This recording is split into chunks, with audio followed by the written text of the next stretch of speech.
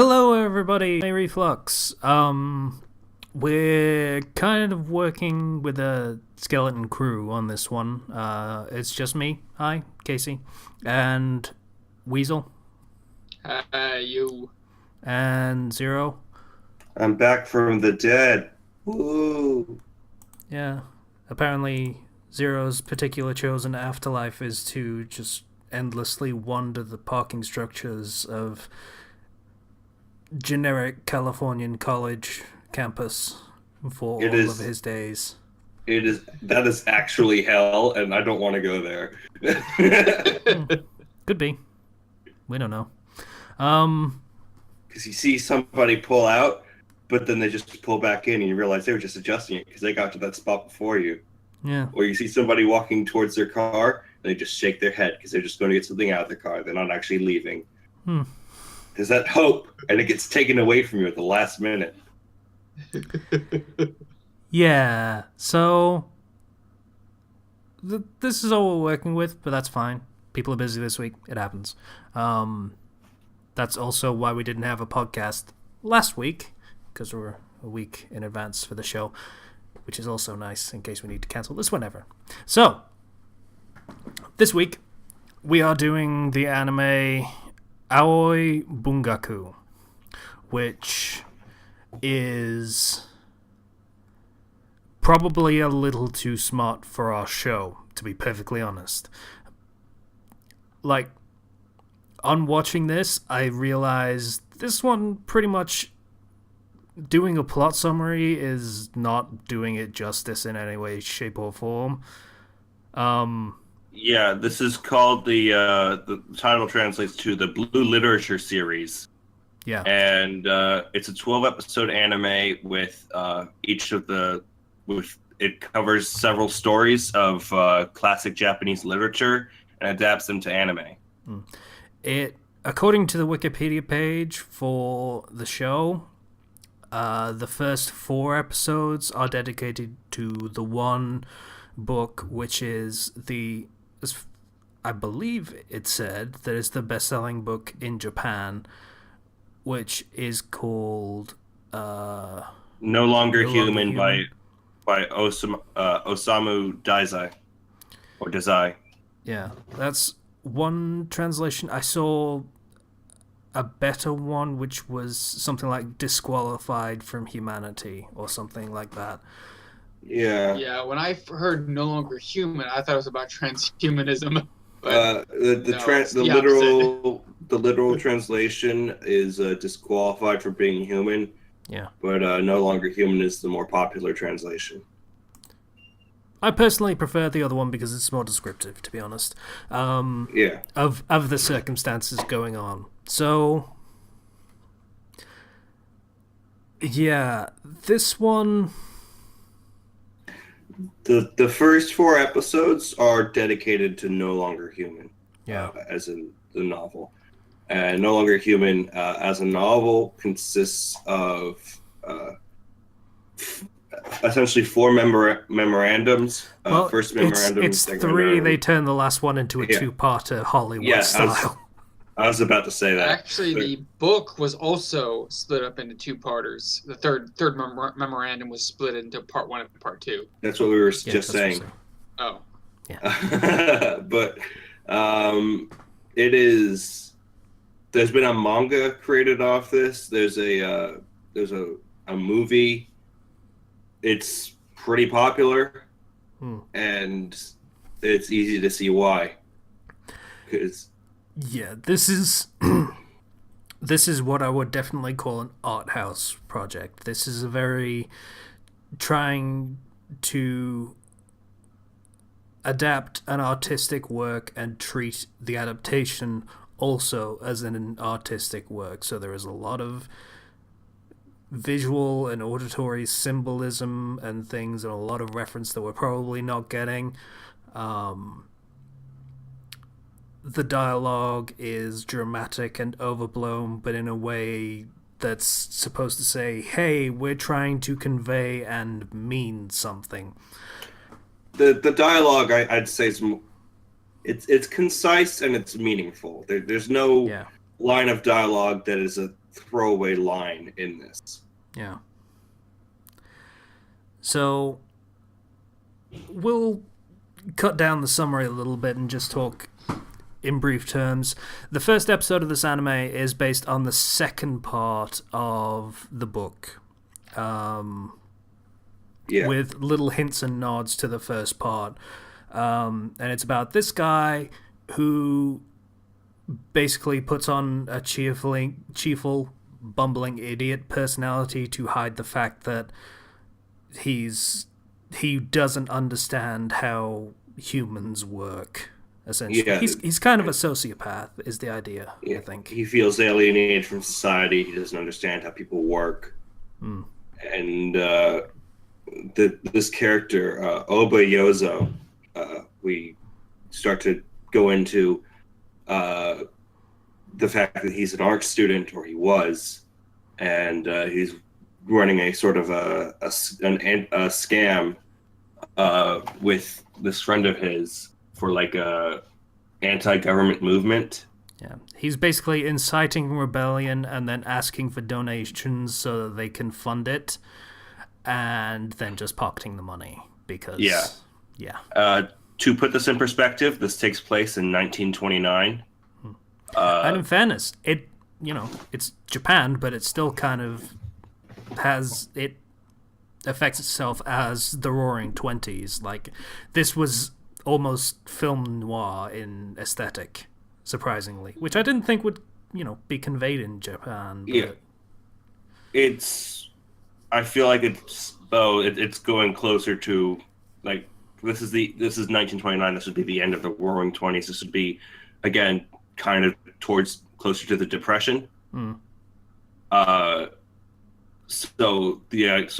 that's kind of what I thought of when he was yelling about, over 100,000 people don't have any jobs, and that's I have kind no of what they're idea going for. Whether Japan were affected that way, the way that I America don't know was. either. I don't know enough Japanese history to make any claims or statements, but I just felt like that parallel was interesting. Yeah, and worth noting, this was contemporary for when the book was written. This also is essentially autobiographical, where this was a loose interpretation of the writer's life. Yeah. So this gets dark, worth noting. And fun fact, he committed suicide soon after publishing it. Yeah. That's not a fun fact at all. That's a sad fact. Yep. This was published in 1948. Many believe the last part of the book to be his will, because he did take his life after the last part of the book was published. And so there's a weight to this that's really hard to describe, I feel. Because the stuff that happens with this character being he has a sort of a we mentioned PTSD earlier. I don't know if that was a recording or not, but some people have analyzed that the writer was suffering from complex post-traumatic stress disorder, and you can kind of see that in the character. Yeah, like, it does little flashes in the anime, to be clear. It does little flashes back to what would be the first section of the book, where it's his childhood, and there are women around him that get a little grabby. Yeah, and to clarify, complex post-traumatic stress disorder is associated specifically with, like, sexual, emotional, or physical abuse or neglect in childhood, and as well as many other different types of things. But that's kind of what this is going for. This is what this is describing. Yeah. Is it's very, very heavily. It's never fully stated, but it's very heavily implied that as a child he had suffered sexual abuse from these women in his household. In the book, novel, it's not implied. Yeah, it's not confirmed in the book. Yeah, no, it's confirmed in the book. I'm just saying in the anime, they imply to not explicitly state it, Yeah, and that's fair play. at least partially for the fact that this is on television. So, His father is also implied to have been emotionally abusive. yeah, so it comes from a background of abuse, and so we go back. Like we're going in the past right now, but the sort of the modern day that this anime takes place in has him essentially running from the cops, and he runs into this lady, this kind of prostitute, while he's hiding, and she hides him, and essentially they they walk out together, escaping the cops, essentially. And then, while they're pretending to be lovers, one of the cops catches them, and she holds the cop off while he runs away. He goes back later and finds her beaten and lying in the street. And she's like, "I'm happy you came back for me." And he picks her up. They walk, and then sex scene happens. So Yep. One night stand. And yeah, okay. Not gonna tell that joke. Yep. Yeah, that's a really dark joke. Okay, but what? Am I missing something? one night, no, that just don't. Never mind. So they have a conversation, a post-coital conversation about their lives, and he's like, and during coital, yeah, I'm an artist, but I'm a fuck up because I have no talent, and yeah, I just I've been disowned. I've been disowned by my family, and I got nothing. He was? I thought his father sent him money. We assume that's a flashback to the last time he got sent money, but he refused to stop running the scam, and in the interim, he got disowned. Yeah. He says he was disowned and that he has no money and he has nothing. To which she's just like, my husband's in prison, and I think I want to stop seeing him now. I can't do this anymore. I can't go back to that bar. And then they mutually decide they should die together. Mm-hmm. Essentially. They decide on a double suicide. Mm-hmm. Because they both don't know what it's like to be human anymore. Yep. So they get a bunch of sleeping pills, go to a cliff, take the sleeping pills, and then she gets so groggy she asks him to push her off the cliff because I'm not entirely sure why. I think it was like she might not manage to fall off or something. I didn't quite catch that bit, to be perfectly honest. She's like, push me off, then you can follow me. Yeah. And so if she I turns get around and push. Yeah. And she says, when I die, I want to come back as like more human. More human. Yeah. And she hits the water, and then he realizes that he just pushed her off, and he starts all the water turns red, like the color of blood, and he's just like, looking at his hands, and then doing that fade out. Wasn't really suicide. That I killed her. Yeah. And so then fades to black, and we see some like fishermen or something over the like foggy water, and they find him. He had fallen, but he had not fallen into the water. Really? I thought he did, but then washed up on the shore. Either way, he didn't die. Yeah, he didn't die either way. So my guess is that he after being kind of traumatized by that, he wasn't able to make it fully off, and ended up either he landed in the water, but he landed too close to the shore, so he didn't drown. I don't know. It did fade to black, so I wonder if the sleeping pills had something to do with it. Yeah. Then we get a brief scene of him in a hospital, and it's implied that she died. Not outright Yes. stated, and that's pretty much where the episode ends. Yeah, with there's a whole like trauma cut through of all of the things that happen in there, and it's bad. It's really good, but the stuff that it's just It's not a pleasant show. Well, this episode not- isn't, and yeah. presumably the next 3. We don't know about the rest of them because we don't even know what they're based on. But it is probably one worth watching, or at least finding the original book and reading and considering. This is the kind of show that is to be considered, not enjoyed. That's the point. This is an art project, not entertainment, really. As somebody who's an English major, and as we're all kind of writers in this, I found it interesting. I really did. And the things, like, I am a fan of Edgar Allan Poe, so I really like the dark stuff. But I don't know, I really liked it. I wouldn't recommend it to anyone necessarily because of the type of story it is and the type of person I think would enjoy it.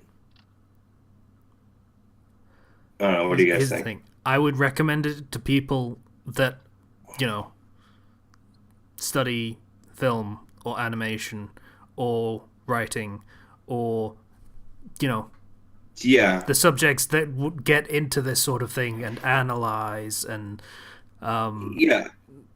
But I wouldn't recommend it to just any of my friends, unless I knew they would be into this. yeah, just watch this cool show. It's so cool. And Yeah, no, it's a very specific type of show. this is not a casual watch. This is something you're supposed to pay attention to and think about. And yeah,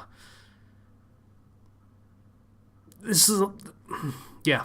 I said this like right at the top. This is probably a little too highbrow for our show, but absolutely, this was something I considered. Yeah, I'm glad I watched it. Yeah, same. Weasel, any closing thoughts? Too dark for me. Understandable. Understandable. It's not the darkest thing I've ever seen, but it's up there. All right. So we should roll. Yeah, I'll get the random number generator up. I right. gotta find the thing. All right. 17. 17 This is is a very somber episode. 10, 11, 12, 13, 14, 15, 16. Is that Q again? I'm going to double check because I don't want it to be Q again. 10, 11, 12, 13, 14, 15, 16. Yep, it's Q again.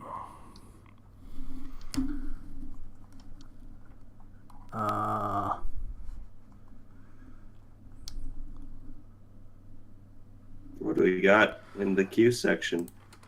I don't know because I'm still using the old list and I should have had it updated because I'm an idiot and I'm pretty sure Patient sent me the updated list and I didn't look at it. So, Q, we have Queen's Blade. We have Quanji Gao Show. Quanji Fashi? Something. Qualidea Code, which I think we've done, and Q Transformers. So 1, 2, 3, 4. 4.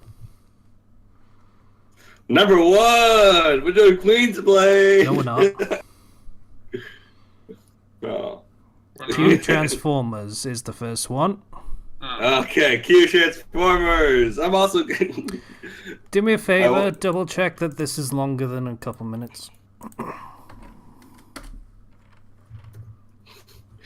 Oh, I thought wasn't Queen's Blade one that we vetoed before? Yes, So? Blush vetoed it. That's why I would want to say that because I just want to see everybody's reactions to that one. Joy. Yeah, we did Quality Code. I remember that. That was stupid. K-Transformers is only 4 minutes long. It's a Transformers thing, right? Yeah, the episode's only 4 minutes long. It's actually a short series, a series of shorts, essentially. So I'm gonna re-roll it then. Yep, roll 3 out of 3. Out of 3, Mm-hmm. 2. Quanji Fashi. The dreaded Q thing is getting smaller and smaller.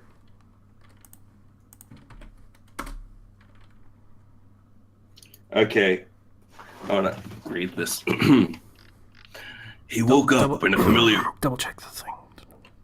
What? Double check the thing? That it's longer than... It's 18 minutes long. Cool beans. Okay, read the thing. He woke up in a familiar world that has vastly changed. His school has become a school that teaches magic, encouraging everyone to become a mighty magician. Outside the city, many wandering magical beasts and monsters attack and prey on humans. A world of advanced science changed into one of advanced magic. Despite this, his ambition in life and his situation remains the same. One of the dregs of the society with a struggling father and a disabled stepsister that couldn't walk. Mo Fan found when everyone can only have one major element, he can do much more. Okay then. So, basically, Guy has a struggling father and a disabled stepsister, and he's going to become a magic man. It's magic school. Yeah, magic school, but with the disabled sister. Yeah, apparently woke up one day and all of a sudden everything was magic. I don't know what the reason for that is, but I guess it's kind of a almost isekai style thing. Genres are comedy, magic school, and seinen. So, Seinen. Seinen. I like saying seinen though because it sounds like there's a sign. It says "Don't go in." I like saying seinen because it sounds like it's the right way that you're supposed to say it, and you're supposed to say it's seinen. Yeah, but I'm not Japanese, so let me be culturally inappropriate. So, is this based on like a Chinese or Korean manga? Maybe. His name is Mofan, and the title is Quanchi Fashi. It is. All the names are Chinese as well. It's a novel. I'm guessing. Yeah, it is a novel. I think the actual name is Versatile Mage. Yep. It's a Chinese novel adapted to anime. Oh. So, yeah, it has a name in Japanese. So I assume that, like, maybe it was one of those things where like things like free. But then they made into a Japanese anime. Maybe. So I don't know. Or it's just a Chinese anime. Those exist. Remember Quanji Gaosho? The other Q? It might be. Yeah. Or Rakshasa Street. Yeah. That happens. Rakshasa Street is a Chinese anime made in China. Type O and okay. So this was actually, this was developed by Shanghai Folk Film Culture Investment. So yeah, I'm pretty sure this is actually a Chinese cartoon. Huh. Cool beans. Yeah. By the way, I highly recommend Rakshasa Street. I kind of, sort of, a little recommend Quanji Gaosho. Sort of. Rakshasa Street has a twist at the end that will make you want to watch the entire series again to see it differently. Okay. Well, that's fun. So, yeah. Yeah, Quanji so we're Fashi. doing That's a good old Chinese cartoon. Yeah. Woo. Ooh. We had a very sober episode today. Yeah. Not a lot of my laughs. soul was depressing. Not a lot of laughs. I'm sorry, but we dealt with some heavy material. Yeah, you remember when we came into this blind and I was like, hey, we get to go into this one blind because we have no idea what this is about. Oh. Do you feel depression now? Okay. Yes. Sure, Okay, you're we're kind of gonna- weird sometimes. Okay, so... Yeah, sometimes. Excuse you. I'm weird all the time. I'm either going to sleep off this depression or find some way to detox it. Maybe something cheerful and funny. I have lots of solutions for My that. Hero Academia. Go watch yeah, there we go. My Hero Academia is the most uplifting. Actually, the first couple of episodes is also kind of depressing, but there is an uplifting moment at the end of those 2 episodes that is amazing. It's Yeah, great. there is the most uplifting moment at the end of those episodes. Actually, Lucan has been making me watch My Hero Academia, and to be honest, I just find the entire thing incredibly meh. Get out. I wasn't going to be that mean, but... Yeah, what the hell? But, You're talking to a guy who's been following the manga since the first chapter was released. Yeah, didn't we Get start out. doing a show on that when it was like chapter 4? Yes, because I recommended it to you guys. Yeah. I don't know what it is. I just find it pretty meh. Get out. Okay, so... Weasel, you might be getting some hate in the comments about this one, but, you know, whatever. Oh, God. Like I say, we used to do a show on it. Pretty much everyone loved it, so... It's not bad. We did a whole show breaking down the thing page by page. But Yeah, okay. and it That's came not away from that bad. favorably. That's saying something. Everybody liked it. So there's a big hole, and I want you to jump into it right now because you've dug it pretty deep. Okay, Zero. You. Dial it back a little.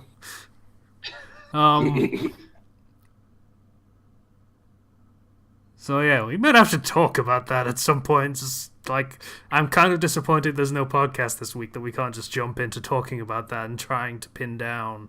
But oh well. Okay, so thanks for listening to this thing that happened. We'll be back next week with the other thing, the Kwanji Fashi. That was it, yeah. So, bye everybody. Bye. Why do I wave every time? It's an audio show. We're not even recording on camera. Why do I wave? Because zero interest. Because zero interest. Bye everybody. Bye. Bye. Wave. Please don't destroy me in the comments.